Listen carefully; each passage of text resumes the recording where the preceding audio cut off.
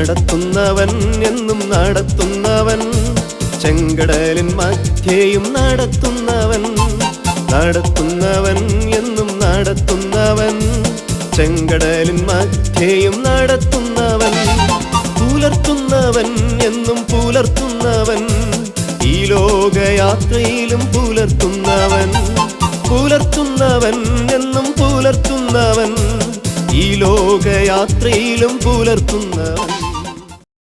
ഇന്നലെ നമ്മൾ ചിന്തിച്ചത് വിശുദ്ധ യോഹന്നാൻ എഴുതിയ സുവിശേഷം 6-ാം അധ്യായം അതിൻ്റെ 37-ാമത്തെ വാക്യമാണ്.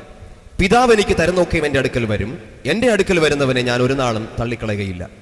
യേശുവിൻ്റെ അടുക്കൽ വരുന്നവരെ ഒരു നാളും തള്ളിക്കളയുകയില്ല എന്നുള്ള കർത്താവിൻ്റെ വചനങ്ങളെയാണ് നമ്മൾ ഇന്നലെ ചിന്തിച്ചത്. ചില തള്ളപ്പെട്ട വ്യക്തികളെ നമ്മൾ ബൈബിളിൽ നിന്ന് മനസ്സിലാക്കി.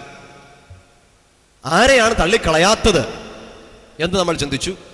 അതായത് കർത്താവിൻ്റെ അടുക്കൽ വരുന്നവരെ കർത്താവ് തള്ളിക്കളയുകയില്ല. ദൈവത്തിൻ്റെ അടുക്കൽ വരുമ്പോൾ എങ്ങനെ വരണം എന്നുള്ളതിനെ കുറിച്ച് ബൈബിളിൻ്റെ അടിസ്ഥാനത്തിൽ 2 കാര്യങ്ങൾ നമ്മൾ ചിന്തിച്ചു. ദൈവസന്നിധിയിൽ പൂർണ്ണ പാപത്തെക്കുറിച്ചുള്ള അനുതാപത്തോടും പൂർണ്ണ ഹൃദയത്തോടും ഉപവാസത്തോടും വസ്ത്രങ്ങളെല്ല ഹൃദയങ്ങളെ തന്നെ കീറിക്കൊണ്ട് അവരുടെ അടുക്കിലേക്ക് വരുവിനെന്ന് യോവേൽ പ്രവാചകന്റെ പുസ്തകത്തിൽ പറഞ്ഞിരിക്കുന്നതിൽ നിന്ന് നമ്മൾ ശ്രദ്ധിച്ചു.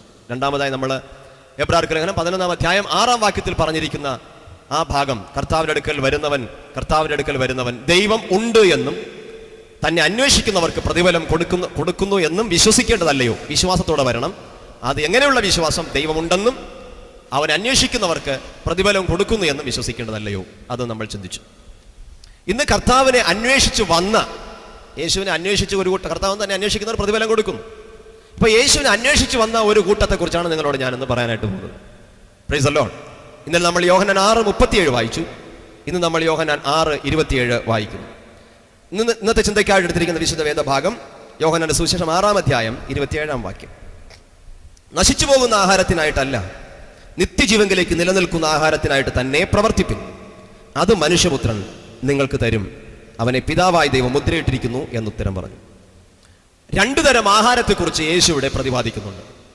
ഒന്ന് നശിച്ചു പോകുന്ന ആഹാരം, മറ്റൊന്ന് നിലനിൽക്കുന്ന ആഹാരം. നശിച്ചു പോകുന്നതും നിലനിൽക്കുന്നതുമായ ആഹാരം. നിലനിൽക്കുന്ന ആഹാരം എന്ന് പറയുമ്പോൾ നിത്യജീവനിലേക്ക് നിലനിൽക്കുന്ന ആഹാരം എന്ന് എടുത്തു പറയുന്നുണ്ട് യേശു. നിത്യജീവനിലേക്ക്, ആ ഒരു എവർലാസ്റ്റിംഗ് ലൈഫിനെ കുറിച്ച്, മാറ്റമില്ലാത്ത അനന്തമായ ജീവിതത്തെക്കുറിച്ച്, അന്തമില്ലാത്ത ജീവിതത്തെക്കുറിച്ച് പറയും. അങ്ങനെ അനന്തമായ ഒരു ജീവിതം മനുഷ്യർക്കുണ്ടെന്ന് കർത്താവ് യേശു നമ്മളെ പഠിപ്പിക്കുകയാണ്. ആ ജീവിതത്തിലേക്ക് വേണ്ടി നിലനിൽക്കുന്ന ആഹാരത്തിന് വേണ്ടി നിങ്ങൾ പ്രവർത്തിപ്പീരെന്ന് പറഞ്ഞിരിക്കും. കേട്ടു ഗ്രഹിച്ചു പോരാ, അതിനെ പ്രവർത്തിക്കുക, പ്രായോഗിക തലങ്ങളിലേക്ക് കൊണ്ടുവരിക. അതാണ് നമ്മളിന്ന് ആമുഖമായി കേട്ടത്. എനിക്ക് വളരെ സന്തോഷം തോന്നുന്നു. എൻ്റെ സന്ദേശമായി പരിശുദ്ധാത്മാവ് അച്ഛനിലൂടെ പറഞ്ഞ ആ സന്ദേശത്തിനായി ഞാൻ ദൈവത്തെ സ്തുതിക്കുന്നു. അപ്പൊ ഇതിലെല്ലാം ദൈവത്തിന് നടത്തിപ്പെടാൻ ഞാൻ മനസ്സിലാക്കുകയാണ്. 2 തരം ആഹാരം എന്തൊക്കെയാണിത്? ഒന്ന് നശിച്ചു പോകുന്നത്, മറ്റൊന്ന് നിത്യജീവനിലേക്ക് നിലനിൽക്കുന്നത്. ആരോടാണ് യേശു ഇത് പറഞ്ഞത്? 22 മുതലുള്ള വാക്യം ഞാൻ പെട്ടെന്ന് വായിക്കാം. ചില വാക്യങ്ങൾ ഞാൻ വേഗത്തിൽ വായിച്ചു വിടും, നിങ്ങൾ വീട്ടിൽ കൊണ്ടുപോയി ധ്യാനിക്കുക. 6-ാം അധ്യായം 22 മുതലുള്ള വാക്യങ്ങൾ. പിറ്റേന്നാൾ കടൽക്കര നിന്ന പുരുഷാരം ഒരു പടകല്ലാതെ അവിടെ വേറെ ഇല്ലായിരുന്നു എന്നും യേശു ശിഷ്യന്മാരോടുകൂടെ പടകിൽ കയറാതെ ശിഷ്യന്മാർ മാത്രം പോയിരുന്നു എന്നും ഗ്രഹിച്ചു.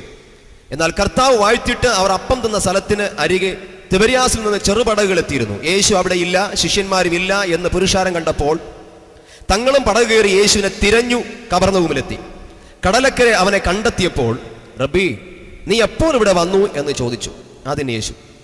അപ്പൊ യേശുവിനെ അന്വേഷിച്ച് തിരഞ്ഞു വന്ന ഒരു പുരുഷാരത്തോടാണ് കർത്താവ് പറയുന്നത് ഈ ആഹാരത്തെക്കുറിച്ച്. ഈ പറഞ്ഞ 27-ാം വാക്യത്തിന് തൊട്ട് മുമ്പ് കർത്താവ് ഒരു കാര്യം കൂടെ പറഞ്ഞു. എന്തിനാണ് നിങ്ങൾ എന്നെ അന്വേഷിക്കുന്നത്? യേശുവിനെ അന്വേഷിച്ചെന്ന ഒരു കൂട്ടം ജനത്തോടാണ് യേശു കർത്താവ് ഇത് പറഞ്ഞത്. അപ്പൊ യേശുവിനെ അന്വേഷിച്ചാൽ അന്വേഷിക്കുന്നവർക്ക് പ്രതിഫലം ഉണ്ടെന്ന വിശ്വാസത്തോടെ ദൈവത്തിനടുക്കൽ വരണമെന്നാണ്. പക്ഷേ അങ്ങനെ അന്വേഷിക്കുന്നവർക്ക് പ്രതിഫലം കിട്ടുന്നു എന്ന വിശ്വാസത്തോടെ വരുമ്പോഴും കർത്താവ് ഉദ്ദേശിക്കുന്ന ഒരുപാട് ആത്മീയ കാര്യങ്ങളുണ്ട്. ഇവിടെ ഒരു കൂട്ടം യേശുവിനെ അന്വേഷിച്ച് വരികയാണ്. അപ്പോൾ അവർ അന്വേഷിച്ച് വരുന്ന എന്തിനു വേണ്ടിയിട്ടെന്ന് കർത്താവ് 26-ാമത്തെ വാക്യത്തിൽ പറയുന്നു. ആമേൻ ആമേൻ, ഞാൻ നിങ്ങളോട് പറയുന്നു, നിങ്ങൾ അടയാളം കണ്ടതുകൊണ്ടല്ല, അപ്പം തിന്ന് തൃപ്തരായതുകൊണ്ടത്രേ എന്നെ അന്വേഷിക്കുന്നത്.